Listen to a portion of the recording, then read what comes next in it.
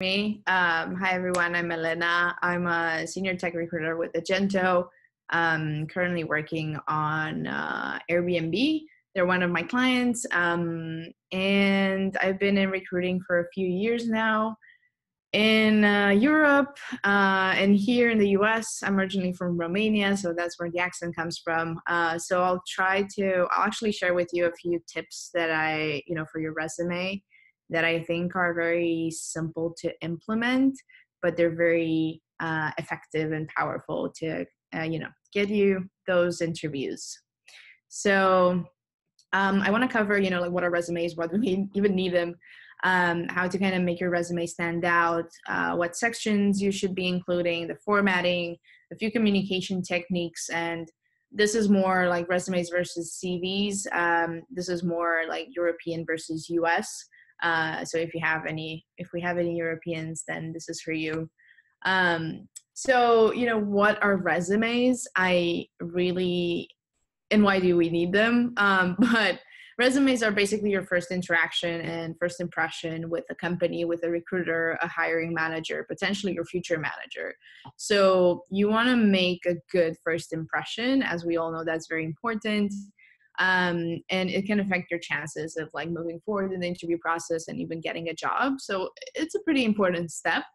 The purpose obviously for it is to highlight any relevant information and accomplishments from your background.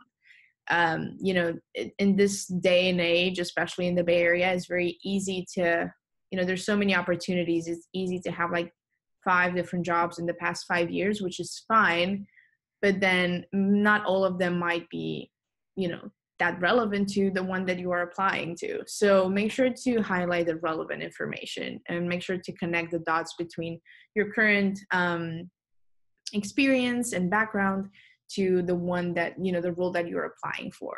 And the reason for that, it might seem like super obvious and might seem that, recruiters are lazy, but at the same time, realistically, people kind of spend around 30 seconds on the resume. And I can say that for myself as well. And it's because we just have so many other applications to go through that, you really need to make those 30 seconds count. So it's not that we're evil. It's not that we don't have good intentions. It's just time is limited for everyone. And unfortunately, that's a constraint that we have to work with. So moving on to sections of a resume, just to kind of give you an overview and make it a bit easier to kind of make those changes, you should aim to have, name and info, summary, or objective. This section is optional, and I'm going to explain why. Your professional experience, your education, and any extras, again, optional. So if you aim to have these, you should pretty much be covered for what I'm looking for as a recruiter in a resume. For the name and info, only mention your name, phone number, and email address.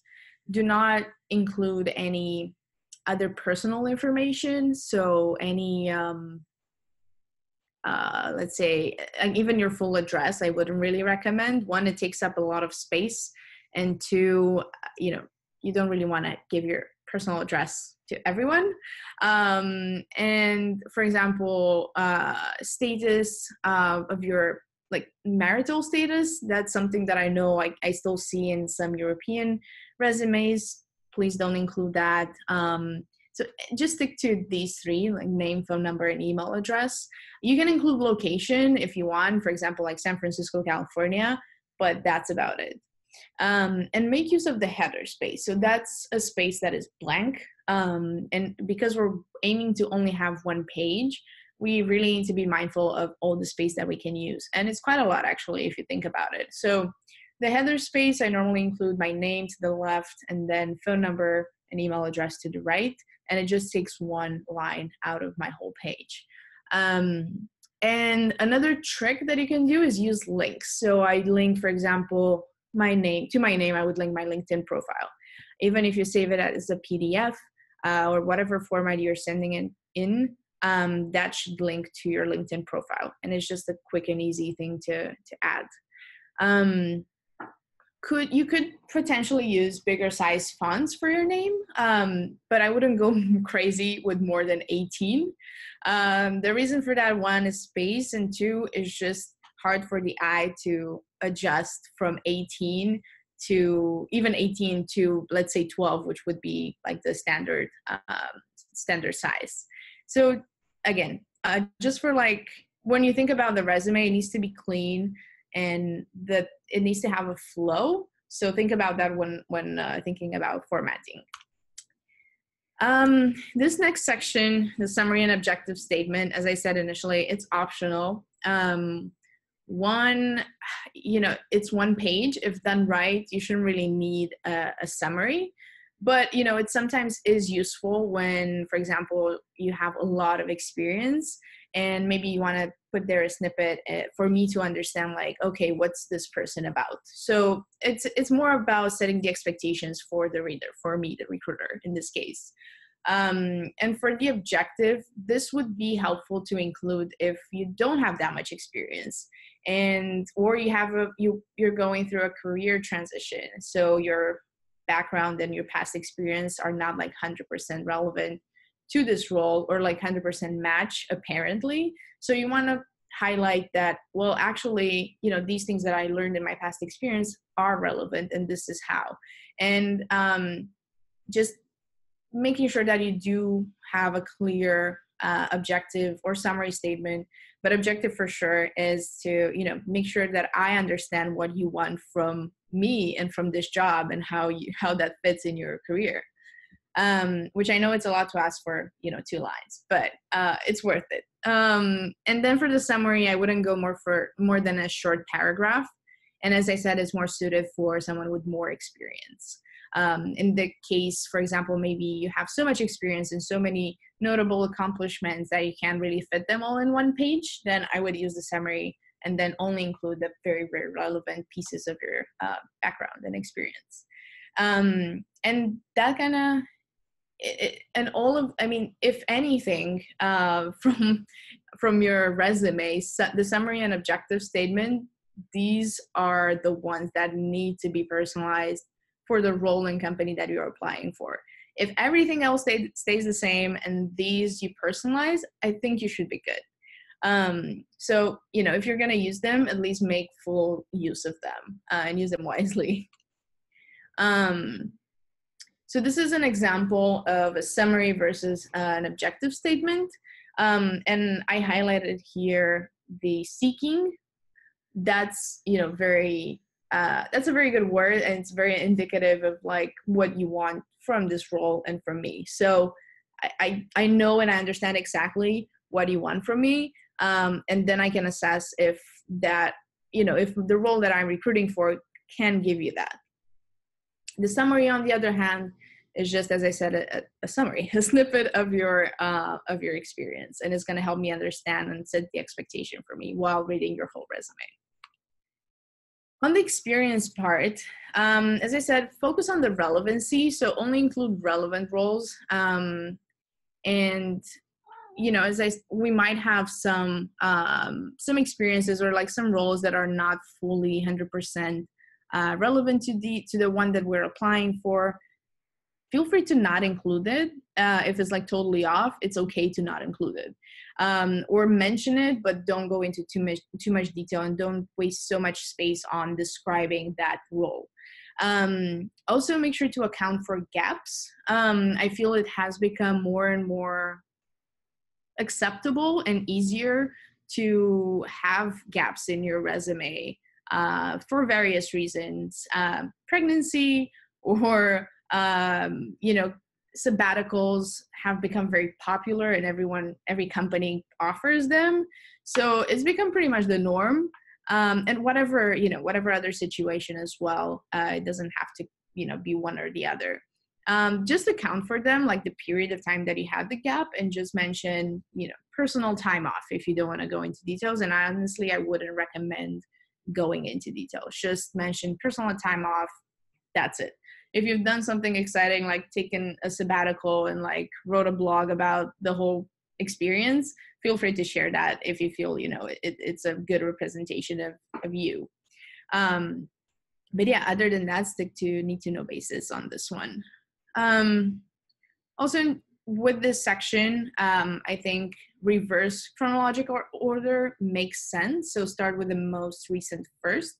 And again, if you have like so much experience, you might even stop at a certain level, but that's a case by case basis. But just make sure to start with the most recent first, and have a consistent description of the roles. So make sure you have, again, same formatting, same order when you mention the role title, the company name, locations, and dates.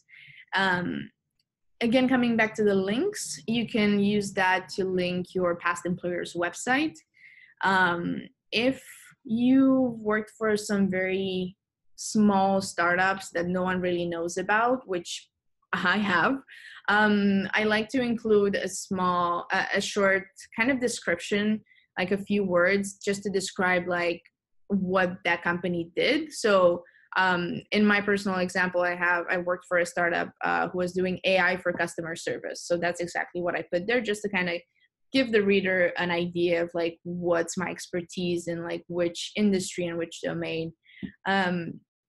So feel free to do that, but also link to the actual company. So if anyone is like super curious about a certain company, then it's easy for them to access that information rather than go on Google and like minimizing the chances of actually doing that research. And then don't be afraid to use bullet points for descriptions. Again, like for me, it's really important to have and to see like a clean resume rather than a very cluttered one. And again, just time-wise, it's easier to go through a few bullet points and make sure they are descriptive, but don't use too many words. So the education bit, I will mention this, although it kind of seems obvious, but I have seen it quite a lot, so I think it's worth mentioning. So only add the education that you have received or will receive for sure. A degree, credential, certificate, whatever you have going on, but as long as you're 100% sure you're going to get it. If you are not, just do not add it yet. Just don't add any classes or courses from which you actually dropped out for whatever reason. It just doesn't give the right message when dropping out of something. There might be some in like the mind of the employer, it's somewhere around like there might be some tasks that you won't really enjoy, and those are part of the job. So it just makes for very unnecessary questions or doubts in their mind around like your ability to kind of go through them and still do your job. GPA wise, I wouldn't really add it in the resume if it's not exceptional. Otherwise, it doesn't make sense. If it's enough to know that you graduated, if it's like above 3.5, then sure, if you want to mention it. But I don't think for most roles that it matters that much. And if it's below that, I don't think it should be there anyway. So the extra bit, again, this is optional. I would probably use that, still kind of keeping it professional. So don't go too much into, yoga and everything, but do mention like professional associations that you're part of, any community or volunteering work, and passion or side projects that you're working on. If they're relevant or if you feel that they really represent your personal self, which is still important for, the culture fit and for you assessing the companies as well. So if you're into travel, for example, and you want to work at a company that is in that business in hospitality, then do, mention it. You might have a blog, you might have whatever you have on that front. If you feel it's relevant, mention it. Formatting, I did touch a bit on this before, but let's go into a bit more detail. A lot of the questions I get around resumes are like, how am I going to fit everything in one page? And so these are a few ways to do so. I would keep the page margins. If you mess with those and make the page, actually, if you make the margins so tiny, then like the whole page is not going to flow as easily. It's going to feel a bit cluttered. So keep the page margins, work with that. Use the header space as we talked about in the beginning. Use a readable font size. I would say like 11 is decent. Don't really go below that just because it's going to be hard to read. So make it readable. As I said, bullet points for descriptions, keep it short and relevant, and use links. So if you incorporate all of this in your resume, it should be fine. It should be in one page. And it's probably going to take a bit of time, especially boiling down your experience and making sure that those 3 to 4, bullet points that you actually put in there are relevant. But that's a bit of soul search that you're going to have to do. That is going to also help you through the interview process and when, making a decision as to like which company you want to join. So, it's part of the process. It's going to help you. It's all for the best.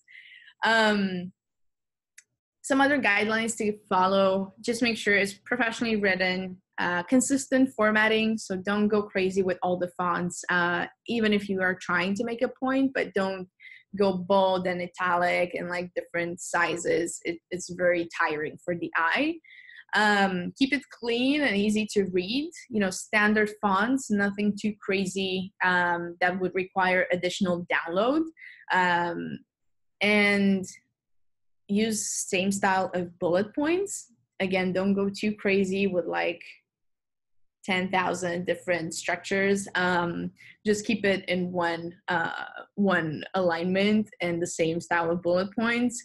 Try to have a consistent description of the roles. So, try to kind of share the same amount about what you've been doing and how and like the results. But again, for consistency and for making it easy to read. A cool thing that I like to use, but this might just be a personal thing, is horizontal lines to separate the sections. It kind of gives me that, just like that mindset of, okay, like now between these 2 lines, I'm kind of only focusing on their professional experience, nothing to do with education or anything else. So it might be just preference, but you could try it out. And always, always, always send that in PDF, unless requested to be sent in like other formats, such as Word or whatever. Just always send it in PDF. That in this way, for sure, you can check it before you send it, and for sure, like it fits into one page. The fonts are okay, links are working, and it's gonna be the same when it gets to your destination. So make sure always PDF. In terms of communication, because I did mention like keeping a consistent style of, talking about or writing about your roles and about your achievements. So this bit is actually pretty important, and it's something that you can use even in your like verbal communication. So phrasing, I would like to see achievements and not tasks necessarily. And what I mean by that is I want to see how you performed in that role. I don't want to see the job description for that role.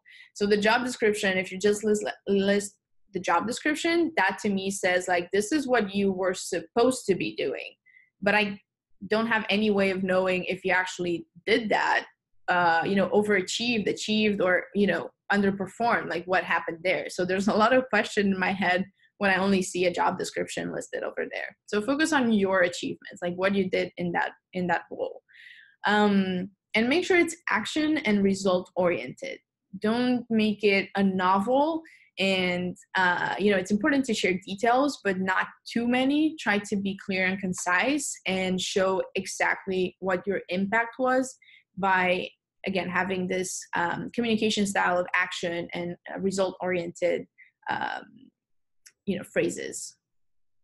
So how we can do this. Again, I know I'm just adding more to the requirements, but this is, again, an easy technique. It's called the CART technique. It's easy to remember, but we have context, action, and results or reflection. So context, you should spend about 15% of the time, or of the paragraph, if you want, talking about the context and setting the context for me to understand like why, what you did was important. 65% of that you should spend talking or writing about the action, like what exactly have you done in that context. And then 20% on the results and maybe reflection as to like, what you learned or how that helped the company, how that helped your team, just kind of tying it all together. And again, this is a cool technique to use when interviewing. Interviewing is still pretty time constrained. And so this is a good way of making sure that you offer clear and concise answers. So you can use the same in resumes, in written form, and in interviews as well. So an example of that, like a bad example would be wrote case studies. Like I have so many questions after reading this, like it just makes it irrelevant. But if you tell me, if you write, like I wrote a 10-page case study, which was used by our sales director to close a 1 million contract, that shows me a lot. That gives me that you worked with your sales director, that they trusted you with this important task, that, it brought the company, it had impact on the company, it brought a $1 million contract. So there's a lot of, a lot of results and action oriented here. Another pretty bad example is shorten the interview process, which again, I have so many questions after reading that. So you might want to say, reduce recruiting costs by $2,000 per month by shortening the interview process from 2 weeks to 2 days through standardization and streamlining the process across the organization. So that tells me that you think about budget, like in how much time you actually saved, and what was the process that what actions you took to achieve that. So again, it shows the impact that you had on the organization, and not only in your tiny role, and like not think about the whole picture, the big picture. So these are a few examples. I hope, they are good to kind of guide you in the right direction when it comes to rewriting your resumes. Talking a bit about gaps as well, I cannot stress this enough. Like you should definitely account for the gaps in your resume. And as I said, you don't really have to give too much detail. So I listed here a few examples that you could use. You could just say parental leave, personal family time, relocated from country X to country Y, if that's the case. Sabbatical, again, if you want to be a bit more personal, travel the world, spend 6 months in Spain to learn Spanish and how to cook paella. It can be anything. Just make sure to account for them. And I guess, the key takeaways, the CART technique, make sure, clear and concise communication is super important, regardless of like the format that you have, or like the outlet, if it's written or if it's verbal. Keep it short and simple. Personalize it as much as possible. Keep it clean, and PDF always. And I think, I have an example as well of a resume that I received. Someone asked me for my help. And in figuring out how they can rewrite their resume to make it like one page and make it effective.